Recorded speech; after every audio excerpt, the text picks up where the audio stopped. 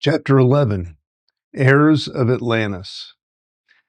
The dawn following their journey through the fourth room arrived with an outwardly quality, as if the very atmosphere had been altered by their transformations.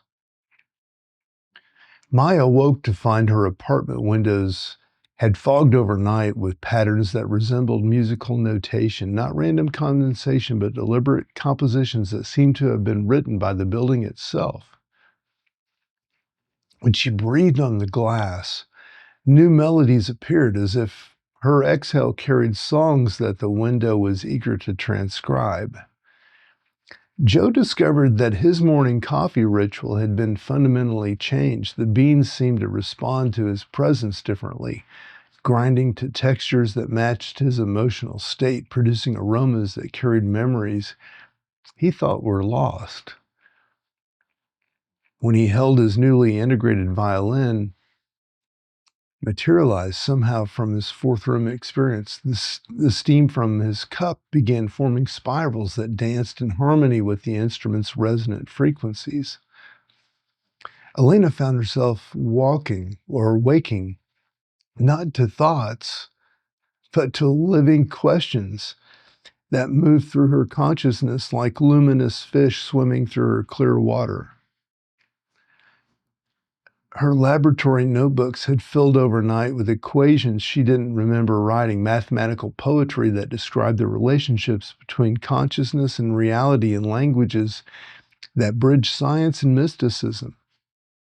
Leo's studio had transformed into something that defied the laws of space and time. Canvases he never touched bore paintings that seemed to emerge from the walls themselves, visions that captured not just images but states of being, portraits of possibilities that existed in the intersection between dream and waking consciousness. Tariq woke laughing, not at anything funny, but with the joy so pure it seemed to emanate from his cellular structure. His apartment had filled overnight with the sound of laughter from every person he had ever genuinely amused, a chorus of healing mirth that had apparently been waiting for him to become whole enough to hear it properly. They converged at the riverfront as the sun painted the water in shades of gold and copper, each carrying their transformed instruments and a shared understanding that today would reveal connections to something far older and more profound than their individual awakenings. The city hummed around them with its usual morning energy, but now they could hear overtones in its electrical symphony, harmonics that suggested the urban landscape itself was a kind of instrument being played by forces they were only beginning to understand. The call of deep waters. The stranger disappeared as he often did, materializing from shadows that seemed to bend around his presence. But today, his usual weathered coat had been replaced by robes that looked like they'd been woven from ocean currents, and his eyes held depths that suggested he had been swimming in waters that connected all the world's rivers and seas. The integration you achieved yesterday, he said without preamble, has opened channels that had been closed for thousands of years. Today you will discover that your individual awakening is part of a much larger restoration, the return of capacities that humanity once possessed but taught itself to forget. Lady Amara emerged from a morning mist that hadn't been there moments before, carrying a satchel that seemed to contain the sound of distant waves. Her usual silver hair had taken on hues that shifted between sea green and storm gray, and when she moved, patterns formed in the air around her that resembled the spirals found in nautilus shells and galaxy formations. "You have been preparing," she said, her voice carrying harmonics that made the river respond with small waves that lapped against her words, "for inheritance, not of money or property, but of abilities that once allowed consciousness to work directly with the fundamental forces of reality." Elena raised her dream microscope, studying the energy patterns that swirled around the two teachers. "You're talking about capabilities that mainstream science considers impossible." "Mainstream science," the stranger replied with a smile, that held depths of ancient amusement has spent centuries proving that consciousness is an accident of matter, when the truth is that matter is an experiment of consciousness. The civilization you're about to connect with understood this relationship and built technologies that worked with consciousness rather than against it.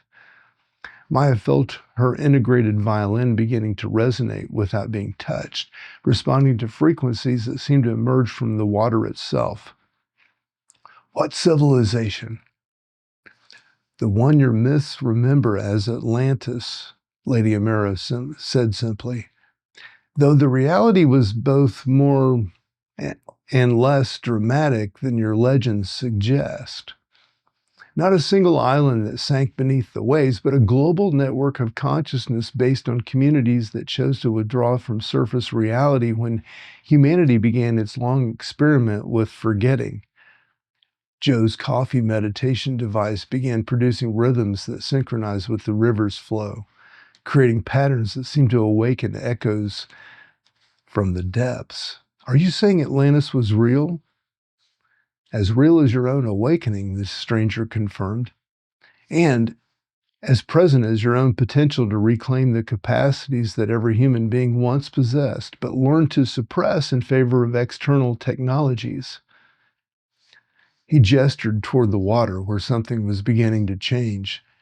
The river's surface, usually opaque with urban runoff and reflected light, was becoming transparent, revealing structures beneath the water that should not have been able to exist. Architectural forms that seemed to grow from the reverbed, like coral formations, but with geometry that spoke of conscious design rather than natural accretion. The withdrawal was not abandonment, Lady Amira explained as the underwater structures became increasingly visible. It was preservation. The Atlantean communities submerged themselves, not just beneath the water, but beneath the threshold of ordinary consciousness, waiting for the time when humanity would be ready to remember and reclaim its deeper heritage. Leo began sketching with his reality marking device, but instead of creating images in the air, his movements were causing the underwater structures to light up, as if his artistic attention was activating dormant systems that had been waiting for the right quality of consciousness to awaken them. The time, the stranger said, is now. The awakening you have undergone, the integration you achieved in the fourth room has prepared you to serve as bridge builders between the conscious-based technologies of the past and the integrated civilization that is trying to be born in the present. Descent to the preserved city. The water continued to clear until it was transparent as air, revealing not just architectural structures, but an entire cityscape that existed beneath the river's surface. Buildings seemed to be grown rather than built. Structures that pulsed with their own inner light, gardens where plants moved with the fluid grace of underwater dancers, and pathways that spiraled through three-dimensional space as if gravity was merely one option amongst many. How is this possible? Elena whispered, her scientific training warring with the evidence of her senses. Consciousness shapes reality, Lydia Mera replied, but only when it remembers its own creative power. The Atlantean civilizations understood this relationship and built environments that responded to the quality of awareness brought to them. What you're seeing has been here all along, waiting for observers who possess the consciousness necessary to perceive it. A boat materialized on the water's edge. Not a conventional vessel, but something that looked like it had been carved from crystallized music, its hull resonating with harmonies that made the water around it dance in patterns that defied the laws of physics. The descent requires trust, the stranger said as they prepared to board. Not trust in us, but trust in the aspects of yourself that you reclaimed yesterday. The integrated consciousness you now possess is your passport to territories that cannot be accessed by fragmented awareness.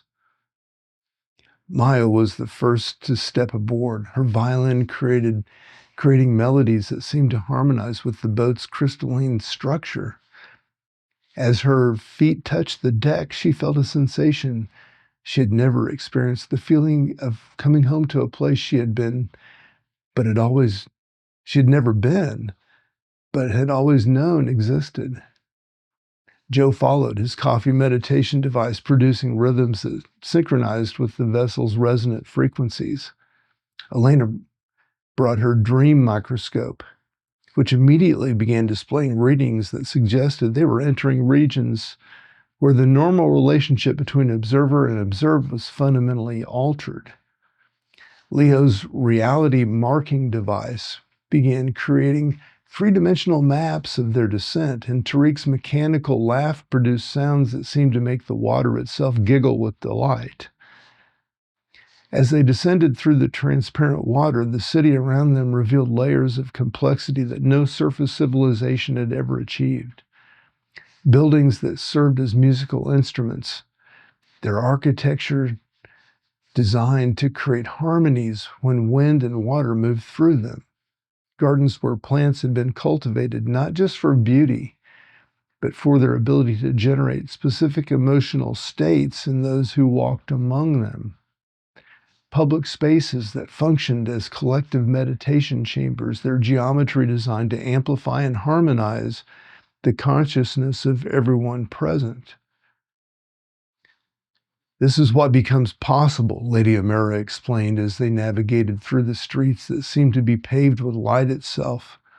When a civilization develops its inner technologies as sophisticatedly as its outer ones, instead of building machines to manipulate matter, they learn to work directly with the consciousness that underlies all material phenomena.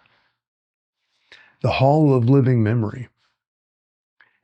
Their destination was a structure at the city's heart that defied conventional architectural categories. It seemed to be part library, part temple, part laboratory, part performance space, with walls that displayed not static information but living memories that played and replayed like three-dimensional movies accessible from any angle. As they entered the hall, figures began to materialize around them, not ghosts or spirits, but conscious recordings of individuals who had once lived in the submerged city. These figures moved with the fluid grace of people who had learned to inhabit their bodies as instruments of awareness rather than mere vessels for survival. An elderly woman with eyes that held depths of ocean wisdom approached Maya. "You carry music that we once knew," she said, her voice creating harmonies with itself.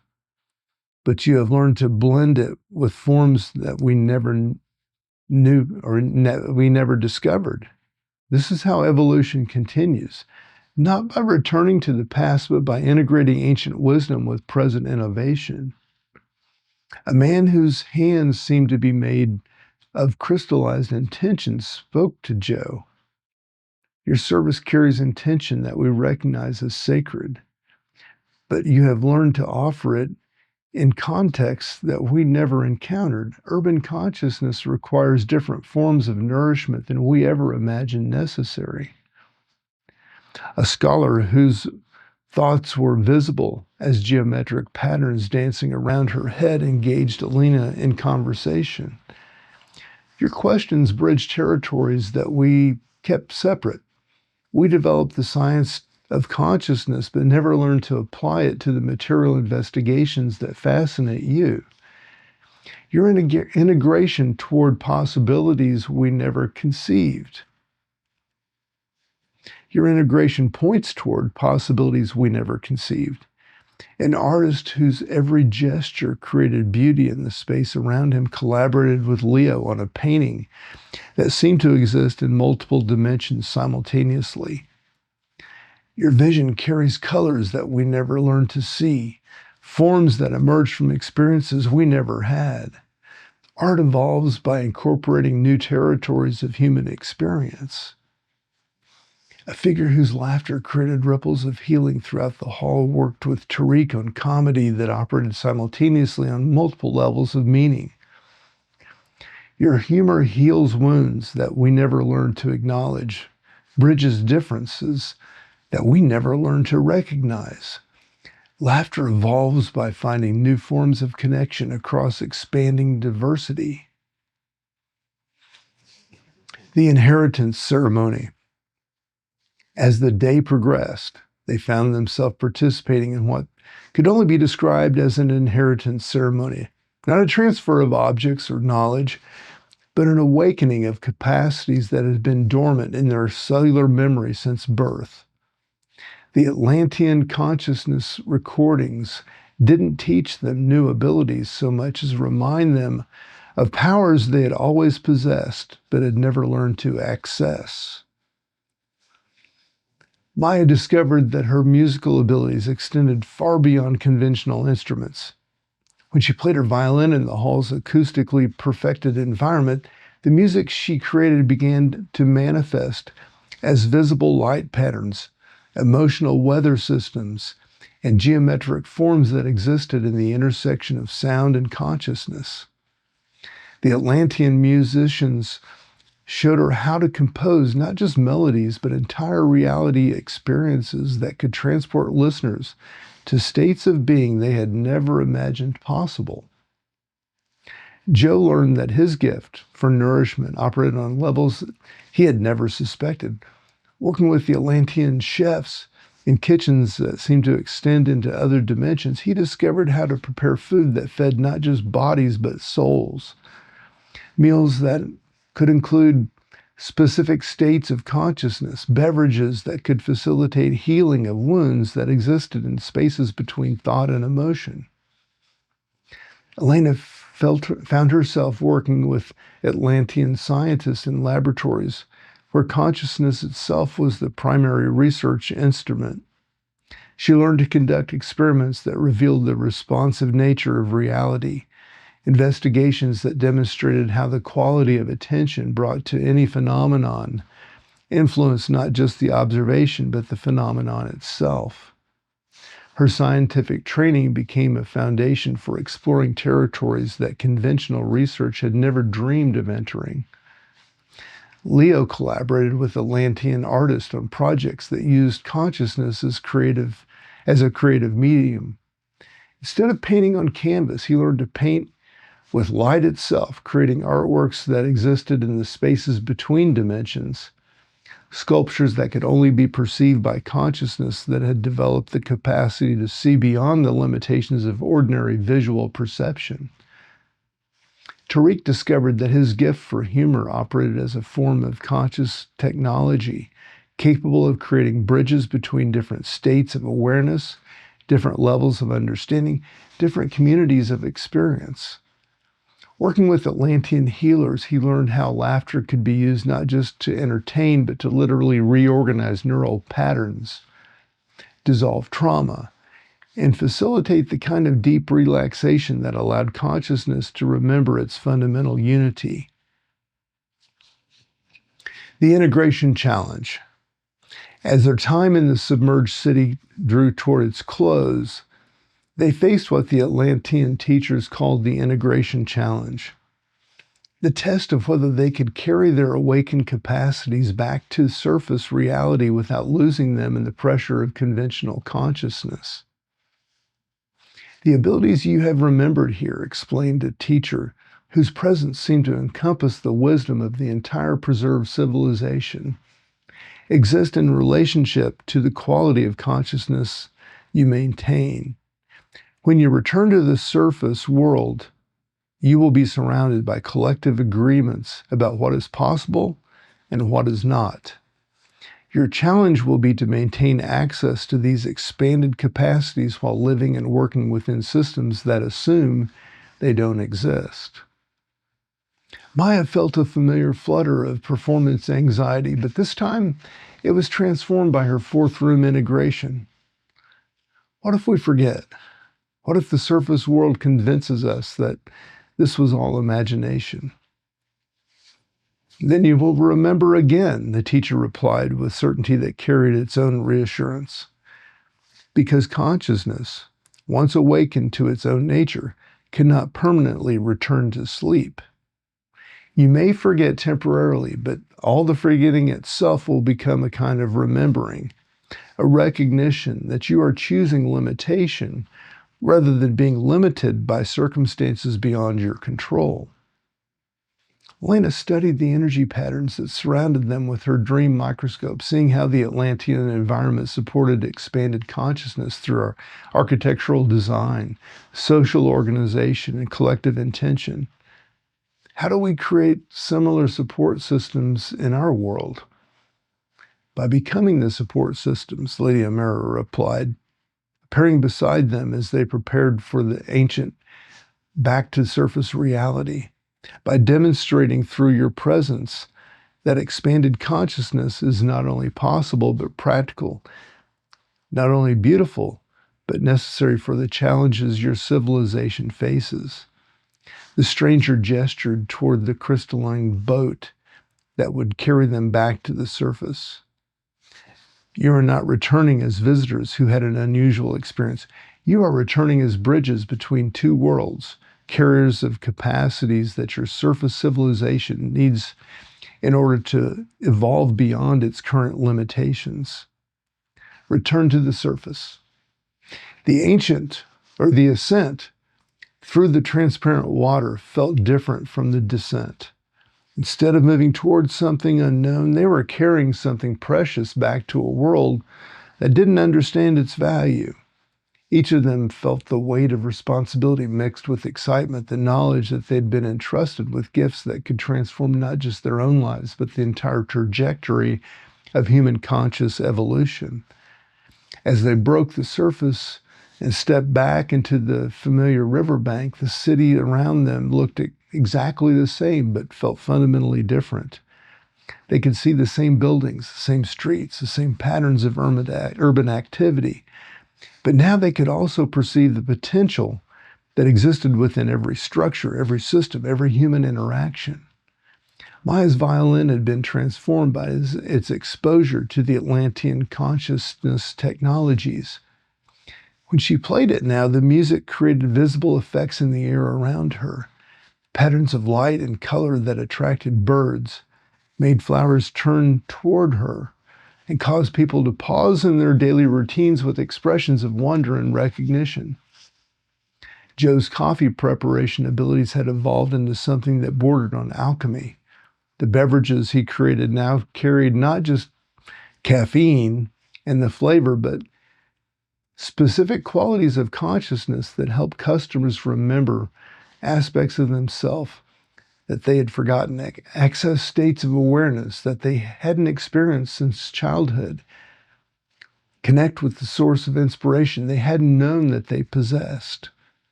Elena's scientific instruments had been upgraded by their exposure to Atlantean research methodologies. Her dream microscope now revealed layers of reality that conventional science had never suspected, patterns of connection and influence that operated below the threshold of ordinary perception, but above the level of mere coincidence. Leo's artistic abilities had expanded to include dimensions that had no names in conventional art criticism. His reality-making device now created artworks that existed simultaneously in physical space and consciousness space.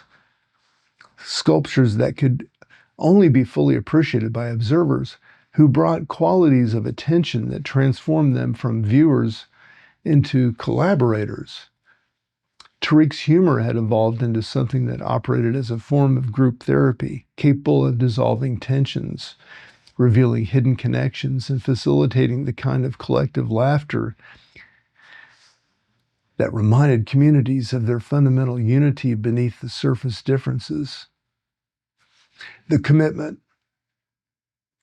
As the sun set over the river, painting the water in shades that seemed to echo the light patterns they'd witnessed in the submerged city, the five friends stood together, knowing that they had crossed a threshold that could never be uncrossed. We're different now, Maya said. her words creating harmonics with the evening breeze, not just individually, but as a group. We're carrying something that belongs not just to us, but to everyone. The question is, Joe added, his voice carrying the weight of someone who understood the implications of their transformation. How do we share it without overwhelming people, without making them feel inadequate or excluded?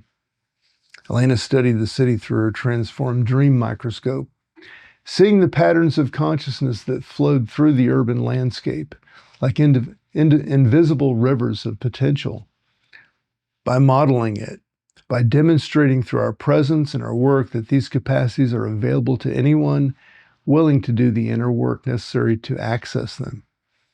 Leo was sketching three-dimensional maps of their return journey, creating visual records that captured not just what had happened, but what it meant for the future of human consciousness development.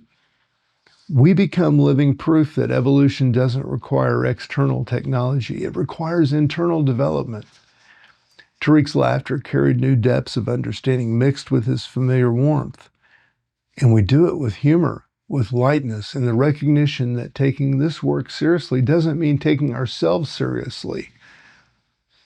The stranger appeared one final time as darkness settled over the city, his presence now carrying echoes of the ocean depths they had visited. You're now carriers of a lineage that stretches back thousands of years and forward into possibilities that have not yet been imagined. The Atlantean consciousness technologies are not museum pieces. They are seeds for the civilization that is trying to be born through your generation. Lady Amira's final words seemed to come from the water itself. Remember that inheritance is not possession, but responsibility. The capacities you have reclaimed exist not for your personal enhancement, but for the service of consciousness, evolution itself. Use them wisely, share them generously, and trust that they will continue to develop as you apply them to the challenges your world faces. As they walked back through the city streets toward their individual homes, each carrying within themselves connection to ancient lineage of conscious development, they moved as fundamentally transformed beings. They were no longer just five friends who had undergone unusual experiences. They were inheritors of humanity's deepest wisdom traditions, carriers of capacities that their civilization needed in order to evolve beyond its current limitations. The work that lay ahead would require everything they had learned and more. But tonight they walked as heirs to a legacy of consciousness that had been preserved across millennia, ready to plant seeds of awakening in soil that had been prepared by their own transformation. The great work was accelerating, and they were no longer just participants, but leaders, no longer just students, but teachers, no longer just seekers, but finders, who had found what they were looking for and discovered it was just the beginning of a much larger journey. Tomorrow would bring new challenges, new opportunities to demonstrate what became possible when ancient wisdom was integrated with contemporary circumstances. But tonight they carried within themselves the living memory of a civilization that had learned to work consciously with consciousness itself, and the knowledge that such a civilization could be reborn through their own commitment to consciousness evolution. The inheritance was complete. Now the real work could begin.